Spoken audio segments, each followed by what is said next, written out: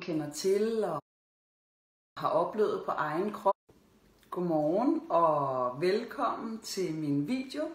I dag der vil jeg tale om stress, og jeg vil komme med mit bud på, hvordan du kan arbejde med din stress. Stress er et lidt komplekst fænomen. Stress er på den ene side noget, som vi alle sammen kender til og har oplevet på egen krop i kortere eller længere perioder. Og samtidig så er stress noget, som der ikke findes en klar og tydelig definition på. Og i Danmark så er der rigtig mange, som hver dag bliver sygemeldt med voldsom stress. Men samtidig så er der altså ikke nogen gennemgående kriterier for, hvad det kræver at få stillet en stressdiagnose. Og det betyder jo altså, at alt efter hvilken behandler man går til, så vil der være forskellige svar på, hvordan du kan arbejde med din stress. Når jeg går ind og behandler folk for stressreaktioner eller stresssymptomer, så starter jeg altid med at tage mig af den aktuelle situation, som min klient kommer med. Og det gør jeg, fordi at nogle gange så kan stressen være så overvældende, at det der med at få ro på kroppen og virkelig kunne mærke efter, hvornår er det startet, hvad er det, der aktiverer min stress, hvad er det, jeg mærker i min krop, det kan godt tage noget tid at kunne komme ned til den ligesom ro, der giver en svarene. Når det er, at vi har brugt noget tid på at undersøge den her aktuelle situation, så kan vi bagefter kigge på, jamen, hvad er det, der aktiverer stressen? Er det nogen måde, du har struktureret din hverdag på? Er der noget, vi kan gøre anderledes her? Eller skyldes det egentlig, at der er nogle, hvad kan man sige, dybere liggende grunde, såsom nogle forskellige kriser, eller tab, eller chokerende begivenheder, som du ikke har fået bearbejdet?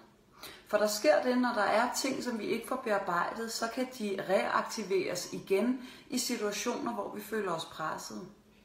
Og nogle gange, så kan det være, at jamen, alt fra en voldsom kærestesorg til en fyring, det kan være, at man skal kigge på nogle af de her bagudliggende episoder og få talt om, hvad aktiverede det dengang i dig, og hvad går du stadigvæk og fortæller dig selv om den her situation, som kan give dig en følelse af manglende kontrol og afmagt og stress.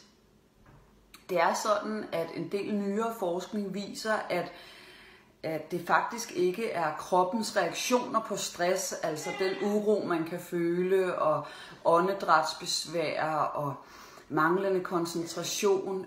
Det er faktisk mere de tanker, som man gør om sin stress. Altså det selvfokus, som man kan have i stressede situationer, som vedligeholder stressen i høj grad.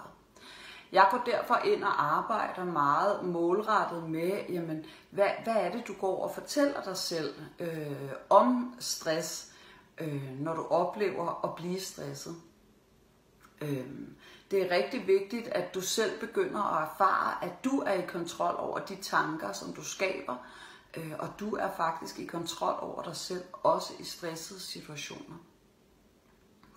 Jeg går også ind og giver en slags stressundervisning, forstået på den måde, at jeg går ind og forklarer noget om, hvad stress egentlig er, og hvorfor det er, at kroppen reagerer, som den gør.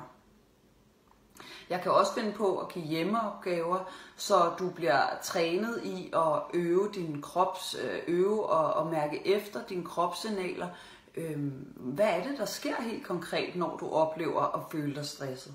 Og hvad kan vi egentlig gøre sammen for at mindske den her følelse, og faktisk også for at forebygge den? Det var alt, hvad jeg havde at fortælle om stress. Tak fordi du lyttede med. Godmorgen og velkommen.